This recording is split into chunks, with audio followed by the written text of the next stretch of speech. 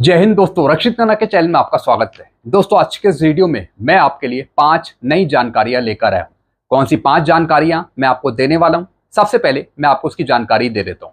सबसे पहली जानकारी मैं आपको दूंगा, आ गया वित्त राज्य मंत्री का जवाब संसद से। जी हां दोस्तों, जैसा आपको पता है संसद में मॉनसून सत्र शुरू हो गया है। सांसदों द्वारा सरकार से सवाल पूछा जा रहा है। अब दोस्तों, ऐसे ही कर्मचारियों से संबंधित, पेंशनर से संबंधित कुछ सवाल पूछे गए, वो भी सांसदों द्वारा। अब वित्त राज्य मंत्री पंकज चौधरी जी ने क्या जवाब दिया है, इसकी पूरी जानकारी आगे समझाऊंगा। फिर दोस्तों, एक और मैं आपको जानकारी दूंगा, आफ्टर रिटायरमेंट ऑनरी मिली है नायब सूबेदार को, सूबेदारों को या फिर सूबेदार मेजर को, क्या ऑनरी रैंक का बेनिफिट मिलेगा 8 सीपीसी में? जी हाँ दोस्तों, ऑनरी रैंक के बारे में कुछ जानकारियां मैं आपको दूंगा। अगर आफ्टर रिटायरमेंट अगर आपको ऑनरी मिली है तो क्या आपको नेक्स्ट रैंक का बेनिफिट मिलेगा 8 सीपीसी में? इसकी पूरी जानकारी मैं आपको आगे दूंगा। फिर दोस्तों, एक और मैं आपको जानकारी दूंगा, 8th pay commission fitment factor 3.83 पर पे लेवल मर्ज 1 से लेके 10, क्या 2.57 से ज्यादा मिलेगा फिटमेंट फैक्टर? जी हाँ दोस्तों, एक रिपोर्ट आई है 3.83 फिटमेंट फैक्टर की, पे लेवल मर्ज की। एक रिपोर्ट में आपको आगे समझाऊंगा। फिर मैं आपको बताऊंगा क्या 2.57 से ज्यादा का फिटमेंट फैक्टर आपको मिलेगा, एक रिपोर्ट दिखाकर आगे समझाऊंगा। फिर दोस्तों, एक और मैं आपको जानकारी दूंगा, ब्याज आय का खुलासा करना अनिवार्य होगा टैक्स पेयर को। जी हाँ दोस्तों, अगर आप कर्मचारी हैं या फिर पेंशनर्स हैं, अगर आपकी पेंशन सैलरी में से टैक्स काटा जाता है तो दोस्तों आपको पूरी आय दिखानी होगी। भले ही आपने एफडी कर रखी हो, आरडी कर रखी हो, अगर उस पर इंटरेस्ट आता है तो आपको वो इंटरेस्ट दिखाना पड़ेगा आईटीआर भरते वक्त। इसी पर दोस्तों एक छोटी सी जानकारी मैं आपको आगे देना चाहूंगा, जिनकी पेंशनर्स की पेंशन में से टैक्स काटा जाता है या फिर जो आईटीआर भरते हैं, चाहे वो कर्मचारी हो या फिर पेंशनर्स हो, इसकी पूरी जानकारी आगे दूंगा। फिर दोस्तों, एक और मैं आपको जानकारी दूंगा, कर्मचारियों पेंशनर्स में खुशखबरी, क्योंकि पेंशन मंत्रालय का एक लेटर है। जी हाँ दोस्तों, पेंशन मंत्रालय का एक लेटर है जो फैमिली पेंशनर्स को खुशखबरी देगा, जो कर्मचारी है पेंशनर्स को खुशखबरी देगा। क्या है पूरा लेटर, आगे समझाऊंगा विस्तार से। तो दोस्तों, बस यही कुछ जानकारी है जो मैं आपको देने वाला हूं, इसलिए वीडियो को आप शुरू से लेकर आखिरी तक देखिएगा। जानकारियों में आगे बढ़ने से पहले एक छोटी सी अपील मैं आपसे करूंगा, और अपील है चैनल सब्सक्राइब की। अगर आप कंटिन्यू मेरे वीडियो देख रहे हैं, अगर आपने अभी तक चैनल को सब्सक्राइब नहीं किया, ऐसे कितने पेंशनर्स हैं? सिर्फ 30%, और कितनों ने किया है? 69%। तो मैं आपसे अपील कर रहा हूं, जितने पेंशनर्स ने अभी तक चैनल को सब्सक्राइब नहीं किया, तो वो पेंशनर्स कर्मचारी वीडियो को पॉज करके सबसे पहले चैनल को सब्सक्राइब कर लीजिएगा, ताकि आपको सही जानकारियां, नए लेटरों की जानकारियां, 8 सीपीसी की जानकारियां और सही जानकारियां आपको तुरंत मिल सके। लास्ट में वीडियो देखने के बाद वीडियो को शेयर, लाइक और हाइप भी कर दीजिएगा, क्योंकि ऐसी जानकारियां आपको मिलती रहेंगी। चलते हैं दोस्तों पहली जानकारी की तरफ। पहली जानकारी मैं आपको दे रहा हूं, संसद में मॉनसून सत्र शुरू। जी हां दोस्तों, संसद में मॉनसून सत्र शुरू हो चुका है। अब सवालों की बौछार करी जाएगी सांसदों द्वारा। 8 सीपीसी पर भी सवाल पूछे जाएंगे, डीए एरियर पर भी सवाल पूछे जाएंगे, कब तक लागू होगा 8वां वेतन आयोग, इस पर भी सवाल पूछे जाएंगे। लेकिन दोस्तों, जो अब सवाल पूछा है वो पूछा है वित्त राज्य मंत्री पंकज चौधरी जी से। एक सांसद ने पूछा है, लोकसभा में पूछा सांसदों ने यूपीएस पर सवाल वित्त राज्य मंत्री पंकज चौधरी जी से। जी हां दोस्तों, और दोस्तों ये सवाल पूछा था 20 जुलाई 2026 को। लोकसभा में यह सवाल पूछा यूनिफाइड पेंशन स्कीम पर। जी हां दोस्तों, जो कर्मचारी यूनिफाइड पेंशन स्कीम का फायदा ले रहे हैं, तो उससे संबंधित यहां पर कुछ सवाल पूछा। अब सवाल पूछने वाले थे सांसद हसमुख भाई शोभा भाई पटेल जी। अब इन्होंने पहला क्वेश्चन पूछा, क्या वित्त राज्य मंत्री ये बताने की कृपा करेंगे एकीकृत पेंशन योजना यूपीएस के अंतर्गत अतिरिक्त लाभों का दावा करने के लिए पात्र सेवानिवृत्त केंद्रीय सरकार के अभिदाताओं की कुल संख्या कितनी है? जी हां दोस्तों, यूपीएस के अंतर्गत अतिरिक्त लाभों का जो दावा किया जा रहा है, जो पात्र सेवानिवृत्त केंद्र सरकार के अभिदाता हैं, उनकी कुल संख्या कितनी है? तो दोस्तों, यहां पर वित्त राज्य मंत्री पंकज चौधरी जी ने जवाब दिया, यूपीएस के अंतर्गत केंद्र सरकार के 25,756 सेवानिवृत्त अभिदाता अतिरिक्त लाभ प्राप्त करने के लिए पात्र हैं। यानी इतनों को लाभ दिया जा रहा है। कितनों को? 25,756। एक और सवाल पूछा, यूपीएस के लागू होने से लेकर अब तक कितने दावे प्राप्त हुए हैं और कितनों पर कार्रवाई की गई है यूपीएस के अंतर्गत? अब जवाब क्या दिया, 9 जुलाई 2026 तक 12,258 दावे प्राप्त हुए हैं, जिनमें से 9,823 दावों पर यूपीएस के अंतर्गत लाभों के भुगतान के लिए कार्रवाई की गई है। यानी यूपीएस का भुगतान दिया है इतने लोगों को। फिर दोस्तों अगला सवाल, क्या सरकार की निकट भविष्य में अन्य पेंशन योजनाओं या फिर क्षेत्रों को भी इस प्रकार के लाभ प्रदान करने की योजना है? यानी यूपीएस का फायदा या फिर किसी और को भी दिया जाएगा आगे फ्यूचर में? अब दोस्तों यहां पे जवाब क्या दिया, यूपीएस को राष्ट्रीय पेंशन प्रणाली के अंतर्गत एक विकल्प के रूप में केंद्र सरकार के उन कर्मचारियों के लिए शुरू किया गया है जो एनपीएस के अधीन कवर है। जी हाँ दोस्तों, जो एनपीएस हैं, जिसमें कर्मचारियों ने यूपीएस को एडॉप्ट किया, यानी एनपीएस से वो ट्रांसफर हुए यूपीएस में, उनके लिए अन्य पेंशन योजनाओं या फिर क्षेत्रों में ऐसे लाभ प्रदान करने का कोई प्रस्ताव विचाराधीन नहीं है। जी हाँ दोस्तों, सिर्फ यूपीएस के अंतर्गत ही ऐसे लाभ दिए जा रहे हैं। जितने क्लेम आए थे उनका सेटलमेंट किया जा रहा है। अब दोस्तों इस पर एक छोटा सा नोट मैं आपको समझाऊंगा, क्या आपके लिए एनपीएस बेहतर है या फिर यूपीएस बेहतर है? अब दोस्तों यहां पे देखिए, ये बहुत इंपॉर्टेंट इंफॉर्मेशन है आपके लिए। यूपीएस से ज्यादा फायदेमंद एनपीएस है। जी हाँ दोस्तों, यूनिफाइड पेंशन स्कीम से ज्यादा फायदा आपको एनपीएस में मिलेगा। अगर आप एनपीएस में हैं तो आप एनपीएस में ही बने रहिए। हमारे यहां भी किसी कर्मचारी ने यूपीएस नहीं लिया, सबने एनपीएस ही लिया है। सरकार ओपीएस लागू नहीं करेगी, सिर्फ एनपीएस और यूपीएस में ही बदलाव करती रहेगी। जी हाँ दोस्तों, जो डिमांड करी जा रही है कि ओल्ड पेंशन स्कीम का फायदा दिया जाए, अब सरकार ओल्ड पेंशन स्कीम तो नहीं दे रही, लेकिन उसकी जगह एनपीएस या फिर यूपीएस में ही सुधार करती रहेगी, जैसा कि कर्मचारी चाहते हैं। तो दोस्तों सेम इस पर भी यही जवाब दिया है कि जो एनपीएस के कर्मचारी हैं, जो यूपीएस में शिफ्ट हुए हैं, जिन्होंने यूपीएस को एडॉप्ट करा है, तो उसके साथ उनको कुछ फायदा भी दिया जा रहा है यूपीएस के अंडर। यानी यूपीएस का पूरा फायदा मिल रहा है कर्मचारियों को, सेवानिवृत्त कर्मचारियों को। अब दोस्तों इसका फायदा आगे भी मिलता रहेगा। तो दोस्तों ये कुछ सवाल पूछे थे यूनिफाइड पेंशन स्कीम पर। चलते हैं दोस्तों अगली जानकारी की तरफ। आफ्टर रिटायरमेंट ऑनरी मिली है नैब सूबेदार को, सूबेदार मेजर को, क्या ऑनरी रैंक का बेनिफिट मिलेगा? जी हाँ दोस्तों, अब दोस्तों कई रैंक हैं, जैसे कि नायब सूबेदार, सूबेदार मेजर। अब ये पूछ रहे हैं कि हमें आफ्टर रिटायरमेंट ऑनरी का बेनिफिट मिला है, लेकिन पेंशन पे नेक्स्ट रैंक का बेनिफिट नहीं दिया जा रहा। अब दोस्तों 7 सीपीसी में भी ऐसे ही है, शुरू से ऐसे ही चलता आ रहा है। यानी सर्विंग में जब आप थे, अगर आपको ऑनरी दे दी उस टाइम, तब आपको बेनिफिट मिल जाएगा एक नेक्स्ट रैंक का, जिस रैंक में आपको ऑनरी मिली है। लेकिन आफ्टर रिटायरमेंट अगर आपको ऑनरी मिली है तो फिर आपको ऑनरी रैंक का बेनिफिट नहीं मिलेगा, यानी कि अगली रैंक का पेंशन का बेनिफिट आपको नहीं मिलेगा। अब दोस्तों ऐसे कितनी रैंक है? सबसे पहला रैंक है यहाँ पे नायब सूबेदार का, जिनको ऑनरी मिली है आफ्टर रिटायरमेंट, लेकिन सूबेदार की पेंशन नहीं मिल रही। ऐसी सूबेदार हैं जिनको ऑनरी मिली है आफ्टर रिटायरमेंट, लेकिन सूबेदार मेजर की पेंशन नहीं मिल रही।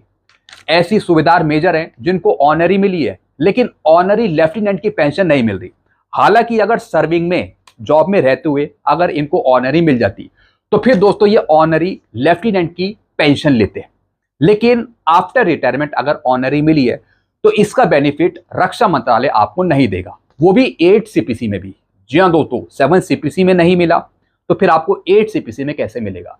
तो ये रूल्स चेंज करने पड़ेंगे रक्षा मंत्रालय को। अगर रूल्स चेंज होंगे, अगर पे कमीशन रिकमेंड करता है इस चीज को, तब आपको 8 सीपीसी में फायदा मिल जाएगा। तो दोस्तों ये कुछ जानकारी थी ऑनरी रैंक के बारे में कि अगर आफ्टर रिटायरमेंट अगर आपको ऑनरी मिली है तो फिर आपको नेक्स्ट रैंक का बेनिफिट नहीं मिलेगा 8 सीपीसी में, जब तक रूल्स चेंज नहीं होंगे, नोटिफिकेशन चेंज नहीं होगा, जब तक ये फायदा नहीं मिलेगा 8 सीपीसी में। तो ये सिफारिश करनी पड़ेगी, ये मांग रखनी पड़ेगी पे कमीशन के सामने, तभी कुछ हो सकता है, नहीं तो नहीं होगा। अभी नहीं मिलेगा। अभी ऑनरी नायक, ऑनरी हवलदार, ऑनरी नायब सूबेदार, ऑनरी लेफ्टिनेंट कैप्टन दिया जा रहा है। जी हाँ दोस्तों, अब दोस्तों जो नायब सूबेदार है, सूबेदार मेजर है, आफ्टर रिटायरमेंट अगर इनको ऑनरी मिली है तो ऑनरी रैंक का बेनिफिट नहीं मिलेगा। लेकिन जो हवलदार थे जिनको ऑनरी मिली उनको फायदा दिया जा रहा है। ऐसी ऑनरी नायक है, आपने ओआरओपी में देखा होगा, ऑनरी नायक का एक कॉलम है पेंशन का, ऐसी ऑनरी हवलदार का है, ऐसी ऑनरी नायब सूबेदार का है। तो दोस्तों कुछ रैंकों को यहाँ पे फायदा मिल रहा है। सबसे ज्यादा फायदा हवलदारों को, जो आफ्टर रिटायरमेंट ऑनरी उनको मिली, लेकिन सिर्फ ऑनरी नायब सूबेदार की पेंशन दी जा रही है जो 2006 से पहले के। अब जो 2006 के बाद हैं हवलदार जिनको आफ्टर रिटायरमेंट ऑनरी मिली है, उनको फिर 24 साल पे एमएससीपी मिल जाती है, तो फिर वो रेगुलरली नायब सूबेदार की पेंशन लेने के लिए एलिजिबल हो जाते हैं। लेकिन बाकी को फायदा नहीं दिया जा रहा, जैसे मैंने आपको यहाँ पे समझाया। जैसे कि नायब सूबेदार, सूबेदार मेजर आफ्टर रिटायरमेंट जिन्हें ऑनरी मिली है।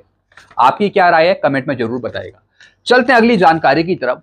ब्याज आय का खुलासा करना अनिवार्य होगा टैक्स पेयर को जिनका पेंशन सैलरी से टैक्स कटता है। देखिए एक रिपोर्ट। जी हाँ दोस्तों, अगर आप आईटीआर फाइल करते हैं, आपकी पेंशन सैलरी में से टैक्स कटता है, तो आपको एक बात याद रखनी होगी।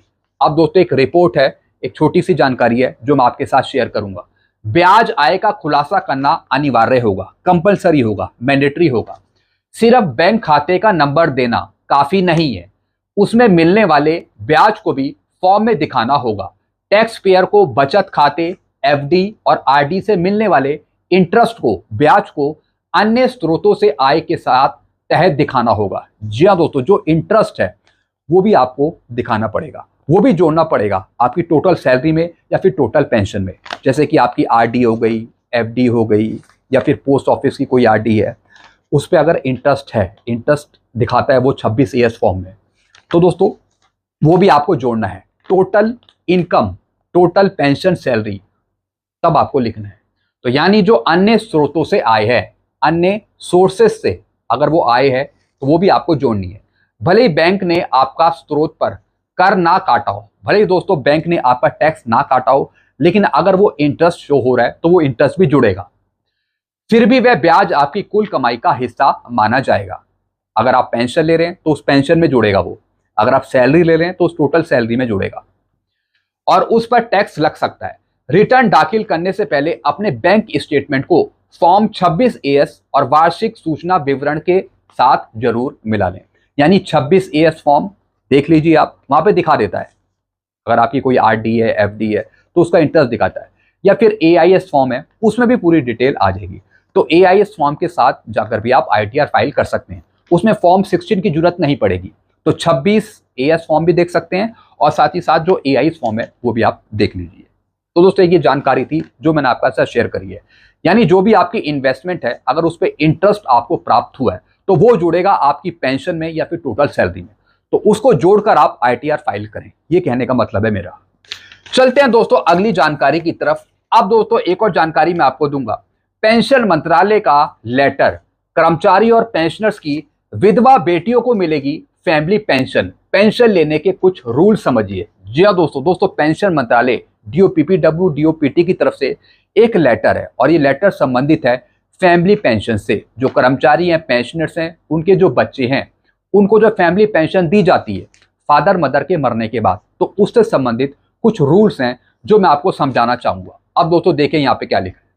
सरकारी कर्मचारी या फिर पेंशनर की तलाकशुदा बेटी पारिवारिक पेंशन की पात्र है, बशर्ते वह अन्य शर्तें पूरा करती हो। जी हाँ दोस्तों, जो सरकारी कर्मचारी हैं, पेंशनर हैं, उनकी जो तलाकशुदा बेटी है, विडो डॉटर है, वो भी फैमिली पेंशन लेने के लिए एलिजिबल है। और कब मिलेगी?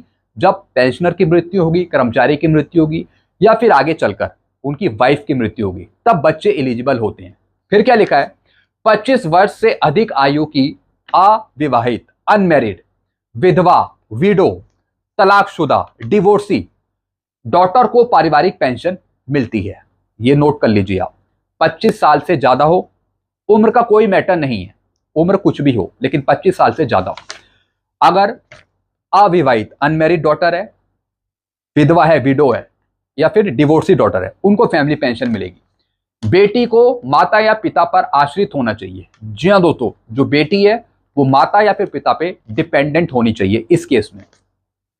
तलाक का मामला यदि माता या फिर पिता के जीवन काल में दायर किया गया हो तो डिग्री बाद में मिलने पर भी पेंशन दे होगी। जी हाँ दोस्तों, यानी कि अगर डिवोर्स का कोई केस चल रहा है, अगर डिवोर्स के कागज माता पिता के जीवन काल में दायर हुए हों, यानी माता पिता के जीवित रहते हुए अगर ये केस प्रोसेस भी हुआ है, भले डिवोर्स माता पिता के मरने के बाद हुआ हो, कागज उसका बाद में मिला हो, लेकिन तब भी फैमिली पेंशन के लिए एलिजिबल होगी डिवोर्सी डॉटर। फिर क्या लिखा है, ऐसे मामलों में पेंशन तलाक की डिग्री की तारीख से शुरू होगी। जी हाँ दोस्तों, ऐसे मामलों में जो पेंशन शुरू होगी वो जब से डॉक्यूमेंट होगा तब से दोस्तों दी जाएगी। वैसे दोस्तों पेंशन दी जाती है जैसे कि माता की मृत्यु हो गई तो जब से दी जाएगी जब से माता की मृत्यु हुई है, या फिर दूसरे केस में जब से डिग्री प्राप्त होती है तो उस केस में उस डेट से दी जाती है। कुछ डिपार्टमेंट अलग अलग रूल अप्लाई करता है डिवोर्सी डॉटर को फैमिली पेंशन देने के लिए। पात्र बच्चों को टर्न के अनुसार पेंशन मिलेगी। जी हाँ दोस्तों, अगर 2 से 3 बच्चे हैं, 4 बच्चे हैं तो दोस्तों फिर टर्न के हिसाब से फैमिली पेंशन दी जाएगी। यानी कि पहले डिवोर्सी डॉटर, उसके बाद अनमैरिड डॉटर, अगर कोई लड़का है जिसकी 25 साल से कम उम्र है तो फिर वो भी एलिजिबल होगा। यानी turn wise family pension authorise होगी बच्चों को। तो दोस्तों एक ये लेटर था फैमिली पेंशन से जुड़ा जिसकी जानकारी मैंने आपको दी है। चलते हैं दोस्तों लास्ट इंफॉर्मेशन की तरफ। आ गई रिपोर्ट 3.83 फिटमेंट फैक्टर पर। सब जगह 3.83 फिटमेंट फैक्टर की चर्चा हो रही है। पे लेवल मर्ज की भी चर्चा है।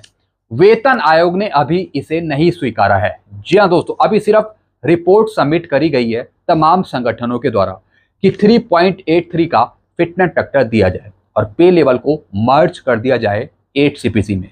लेकिन अभी वेतन आयोग की तरफ से इस पर कोई रिस्पॉन्स नहीं है कि वो 3.83 के फिटमेंट फैक्टर को अपनी सिफारिश में शामिल करता है या नहीं करता। अब दोस्तों इसी पर एक रिपोर्ट आई है सेंट्रल गवर्नमेंट एम्प्लॉय न्यूज के द्वारा। 8th pay commission, NCJCM big demand, merge pay scale, raise the fitment factor, यानी फिटमेंट फैक्टर को 3.83 तक बढ़ाया जाए और पे लेवल को मर्ज कर दिया जाए। फिटमेंट फैक्टर डिमांडेड बाय एनसीजेसीएम 3.83 इतनी की डिमांड करी है versus 2.57 applied under the 7th पे कमीशन। यानी 7 सीपीसी में अभी भी आपको 2.57 फिटमेंट फैक्टर दिया जा रहा है, लेकिन इसके बदले 8 सीपीसी में 3.83 का फिटमेंट फैक्टर दिया जाए। Minimum basic pay entry level level 1 pay demanded to raise from 18,000 to 69,000। अगर 3.83 भी आपको फिटमेंट फैक्टर मिला तो आपकी मिनिमम पे 18,000 से बढ़कर 69,000 हो जाएगी based on A 5 unit family minimum wages calculation, और वो भी किसके आधार पे, 5 फैमिली यूनिट के आधार पे। फिर दूसरा पॉइंट 17 लेवल्स 13 पे स्केल्स। जी हाँ दोस्तों, 17 लेवल्स होंगे, पे लेवल्स होंगे और 13 पे स्केल होंगे जिसके आधार पे staff side propose merging adjacent level. जी हाँ दोस्तों, स्टाफ साइड ने भी ये डिमांड करी है कि पे लेवल को आपस में मर्ज कर दिया जाए। जैसे 2+3 को 3, फिर 4+5 को लेवल 5 से, फिर 7+8 को 8 लेवल से, फिर लेवल 9 और 10 को लेवल 10 से आपस में लेवल को मर्ज कर दिया जाए। ये डिमांड करी है। One time level 5 upgrade. जी हाँ दोस्तों, और एक बार में लेवल 5 को अपग्रेड करा जाए। और लेवल 5 है किसका, एक हवलदार का।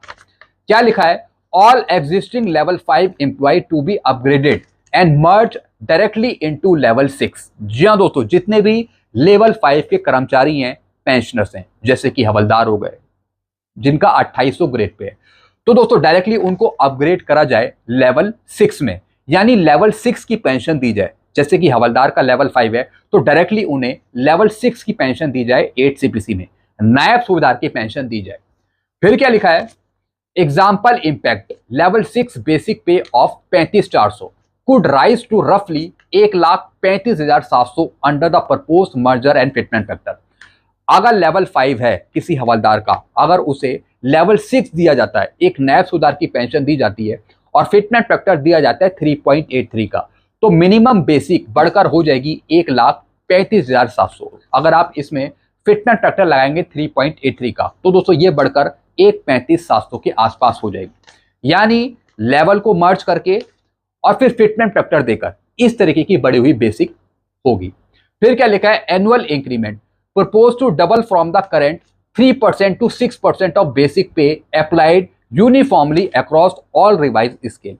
यानी कि जो एनुअल इंक्रीमेंट है, जो 3% दिया जाता है, उसको भी बढ़ाकर 6% किया जाए। और ये 6% किस पर काम करेगा, आपकी बेसिक पे पर, जो पे मैट्रिक्स है उस पे काम करेगा। जिससे होगा क्या, सारे आपके जो स्केल्स हैं, जो पे है, वो सब रिवाइज हो जाएगी, आपकी पे बढ़ जाएगी। फिर दूसरी डिमांड है वेयर थिंग्स स्टैंड। जी हाँ दोस्तों, क्या ये पोजीशन बिल्कुल सही है? ये स्टैंड कहां करती है? मेमोरेंडम सबमिटेड 14 अप्रैल 2026, 14 अप्रैल को मेमोरेंडम सबमिट करा गया था वेतन आयोग को। First standing committee meeting with the 8 CPC held 28 अप्रैल 2026। 28 अप्रैल 2026 को 8वें वेतन आयोग के साथ भी मीटिंग हुई थी इन सभी मुद्दों पर। Not yet accepted, final call rest with the commission. जी हाँ दोस्तों, अभी तक ये कोई भी डिमांड वेतन आयोग ने नहीं एक्सेप्ट करी है, खाली डॉक्यूमेंट रिपोर्ट अपने पास संभाल के रखी है। जब वेतन आयोग सिफारिशें बनाएगा तो ये पॉसिबल है कि इन चीजों को वो देखे और फिर वो अपनी रिपोर्ट बना सके। लेकिन अभी तक कुछ भी फाइनल नहीं है, अभी कुछ भी फाइनल नहीं करा गया है वेतन आयोग के द्वारा। तो दोस्तों, ये कुछ जानकारी थी जो मैंने आपको यहाँ पे समझाई है। लास्ट में लिखा है these are staff side proposal to the 8 CPC, not final decision, the commission report is awaited. जी हाँ दोस्तों, पे कमीशन की अभी रिपोर्ट वेटिंग में है, पेंडिंग में है, अभी कोई रिपोर्ट नहीं बनाई गई है। लेकिन फिर भी बहुत सारी रिपोर्ट संगठनों ने वेतन आयोग को सौंप दी है कि हमें ये चीजें चाहिए। तो दोस्तों, ये कुछ जानकारियां थी जो मैं आपके सामने लेके आया था। बाकी आप क्या कहना चाहते हैं, आपके अपने सुझाव क्या हैं फिटमेंट फैक्टर पे, आप नीचे कमेंट कर सकते हैं। अब सब जगह से डिमांड हो रही है कि 3.83 का ही फिटमेंट फैक्टर दिया जाए, महंगाई को देखते हुए या फिर जो बाहर चीजें हैं उनको देखते हुए। तो दोस्तों, फिटमेंट फैक्टर में कोई बुराई नहीं है, बस क्या ये फिटमेंट फैक्टर दिया जाएगा आपको, यही सबसे बड़ा सवाल है। मुश्किल है कि आपको ये वाला फिटमेंट फैक्टर दिया जाए, लेकिन डिमांड हाईएस्ट है तो डिमांड करने में क्या जाता है। बाकी देखेंगे वेतन आयोग क्या रिपोर्ट बनाता है। बाकी आप क्या क्या कहना है कमेंट में जरूर बताएगा। तो दोस्तों, ये कुछ जानकारियां थी जो मैंने आपको दी है। ऐसी कोई नई जानकारियां और आएंगी तो उस पर दोस्तों मैं आपके लिए जरूर वीडियो बनाऊंगा। तब तक के लिए आप वीडियो देखते रहेगा और चैनल को सब्सक्राइब करना मत भूलिएगा और वीडियो को जरूर शेयर कर दीजिएगा। चैनल का नाम है Rakshit Khanna. Thank you so much.